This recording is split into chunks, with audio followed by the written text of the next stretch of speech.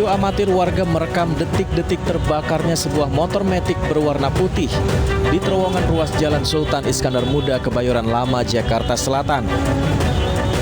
Diduga sebelum terbakar, motor mengalami korsleting di bagian mesin sehingga menimbulkan percikan api yang langsung membakar habis seluruh motor.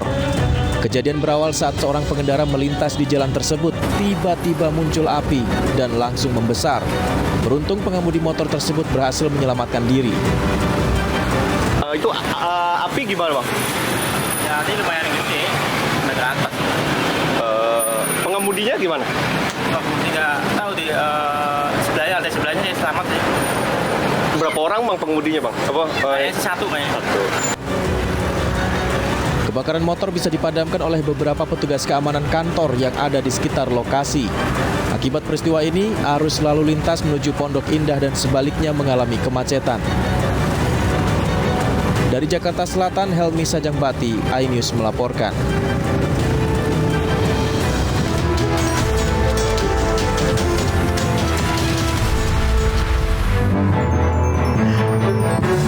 Halo, selamat sore pemirsa, kita berjumpa di iNewsroom, ruang memperdalam informasi yang aktual dan komprehensif. Saya Anisha Dasuki. Pemirsa, rumah seorang warga di Tebet, Jakarta Selatan, Senin siang terbakar. Api diduga dari korsleting listrik dari plafon rumah.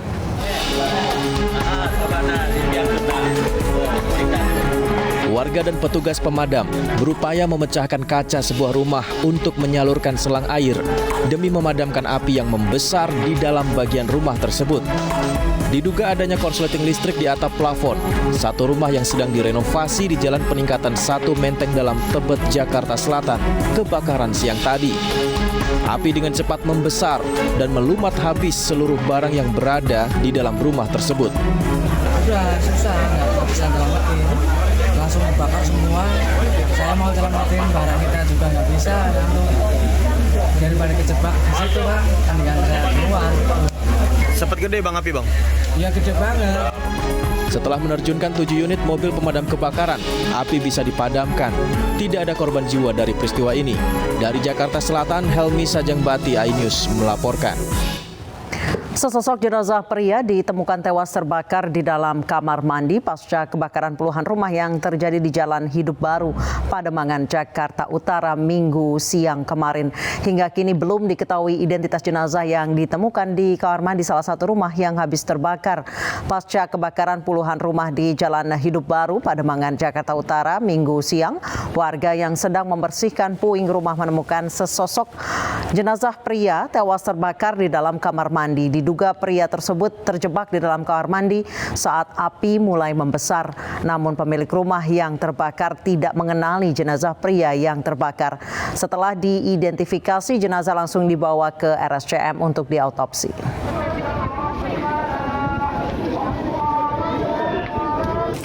Ada beberapa keluarga di sini sedang bersih-bersih, mencium ada bau seperti bau seperti bau amis. Kemudian dicek, ternyata ditemukan Mr. X ya, karena belum kita ketahui identitasnya, Mr. X di bak mandi salah satu tempat TKP kebakaran. Dan untuk tindakan lanjut ya kami kirim ke RSCM untuk melaksanakan otopsi. Kemudian kami juga mencari informasi kepada masyarakat apabila ada keluarga yang hilang. Kobaran api membakar puluhan rumah warga di Jalan Hidup Baru, Pademangan Barat, Pademangan, Jakarta Utara, Minggu siang. 15 unit mobil pemadam kebakaran dikerahkan untuk memadamkan api. Warga sekitar ikut membantu pemadaman. Api pertama kali muncul dari warung kelontong yang menyambar dengan cepat ke bangunan lain. Kebakaran ini sempat membuat warga sekitar panik. Mereka berusaha menyelamatkan barang-barang mereka. Belum diketahui pasti penyebab kebakaran. Dugaan sementara kebakaran akibat hubungan arus pendek listrik dari warung kelontong.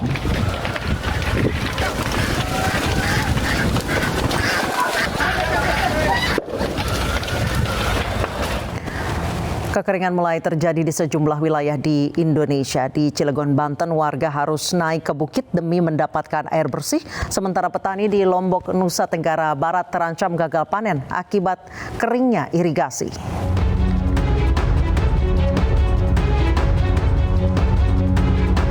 Warga Kelurahan Mekarsari, Cilegon, Banten kesulitan air bersih. Hal ini diperparah dengan masuknya musim kemarau. Tidak adanya air hujan membuat warga kesulitan air bersih.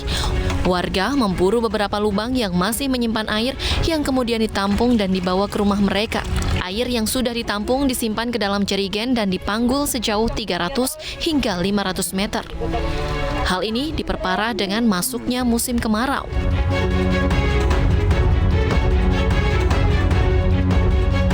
Air di sini itu sangat terbatas sekali, Mas. Kita di sini warga kekurangan air karena yang ngambil air di sini itu bukan hanya warga RT 01 tapi RT 02 juga ngambil di sini semua.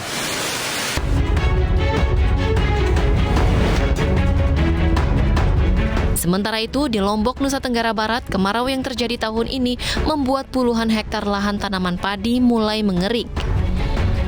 2 bulan sudah, air irigasi tidak bisa mengairi lahan persawahan.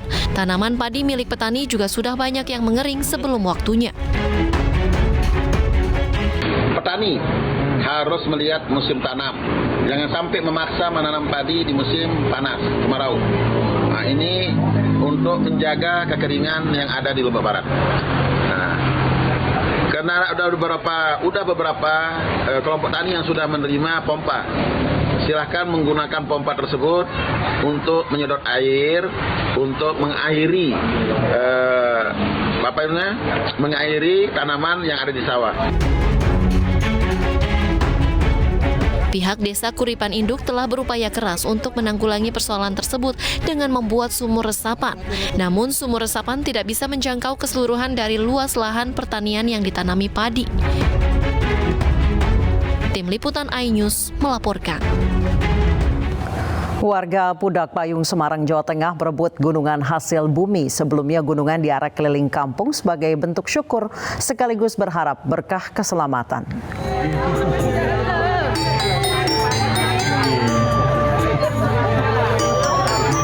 Warga Pudak Payung berebut gunungan hasil bumi yang berisi sayuran dan buah-buahan. Warga percaya gunungan ini bisa membawa berkah keselamatan, limpahan rezeki, dan terhindar dari bahaya.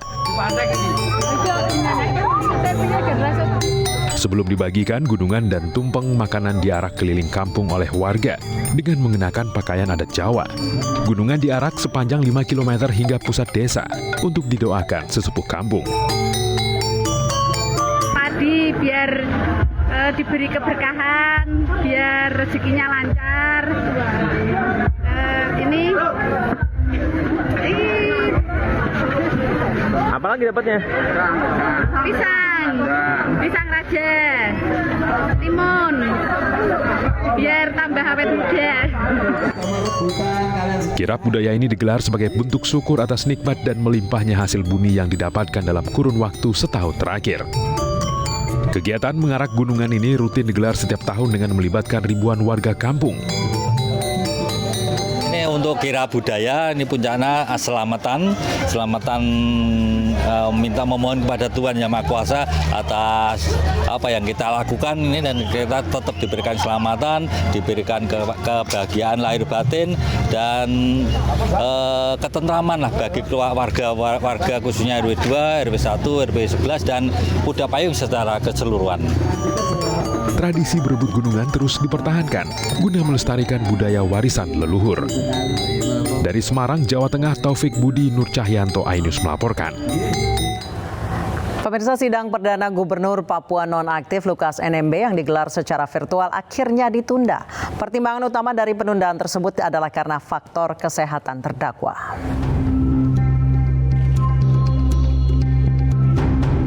Hari ini Gubernur nonaktif Papua, Lukas NMB, menjalani sidang perdana secara virtual dari Gedung Merah Putih Komisi Pemberantasan Korupsi KPK Jakarta.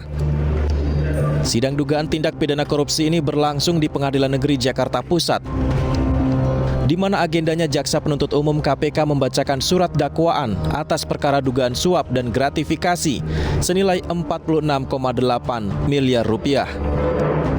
Namun dalam persidangan saat Hakim Ketua menanyakan soal kondisi kesehatannya, Lukas mengaku tengah dalam kondisi sakit dan tidak bisa mengikuti dengan baik jalannya persidangan. Penasihat hukum Lukas, Oce Kaligis, menegaskan komitmen kliennya untuk tetap hadir di pengadilan meskipun secara virtual akibat sakit yang dideritanya. Media melihat keadaannya bagaimana, biar rakyat Papua melihat keadaannya bagaimana. Jadi apa yang dikatakan, apa yang berlaku tadi adalah menurut hukum acara. Sebenarnya orang sakit not fit to stand trial. Itu aja pertanyaan saya. Terima kasih. Untuk minggu depan ada jaminan bagi sehat, Pak? Kita jaminkan, bukan jaminan sehat, jaminan hadir. Iya, jaminan kan dia sendiri mengatakan tadi terus secara terang bahwa dia mau offline. Tapi ada maksudnya supaya orang melihat selama ini kakinya makin membengkak, biar orang lihat dia nggak bisa pakai sepatu itu. Hakim kemudian menunda persidangan hingga hari Senin 19 Juni 2023 mendatang. Tim Liputan iNews melaporkan. Pemirsa, sidang perdana Gubernur Papua nonaktif Lukas NMB yang digelar secara virtual akhirnya ditunda. Pertimbangan utama dari penundaan tersebut adalah karena faktor kesehatan terdakwa.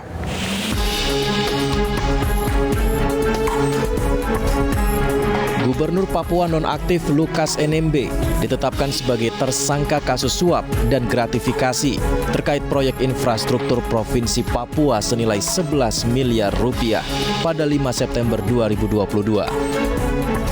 Setelah ditetapkan sebagai tersangka, Lukas NMB berulang kali bersikap tidak kooperatif lantaran masalah kesehatan. Hal ini membuat Lukas 2 kali mangkir dari pemeriksaan. Pusat Pelaporan dan Analisis Transaksi Keuangan (PPATK) telah mengungkap rekening Lukas NMB atas permintaan KPK. Dari proses blokir diketahui politikus Partai Demokrat itu memiliki harta 33 miliar rupiah lebih. Angka tersebut berdasarkan laporan terakhirnya pada 21 Maret 2022. Jumlah itu dinilai meningkat pesat dalam 2 tahun terakhir.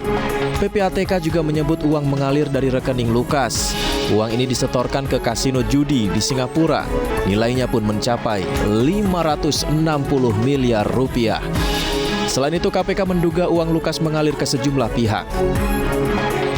Menko Polhukam Mahfud MD juga sempat mengungkapkan bahwa Lukas NMB diduga memiliki manajer pencucian uang. Dugaan ini menjadi salah satu materi yang didalami KPK.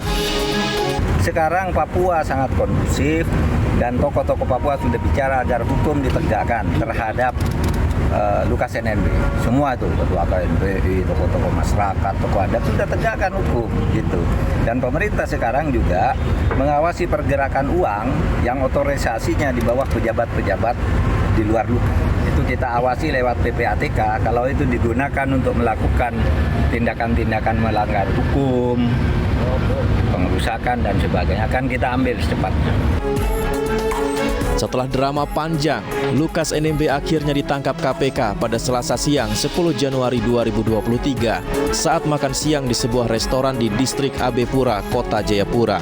Penangkapan ini terjadi setelah 4 bulan Lukas NMB ditetapkan sebagai tersangka kasus suap proyek infrastruktur di Papua. Lukas NMB dibawa ke Jakarta melalui jalur udara dengan pengamanan ekstra lantaran kericuhan mewarnai penangkapan. Namun demikian, kericuhan yang terjadi di 2 lokasi berhasil diredam oleh aparat. Tim Liputan iNews melaporkan.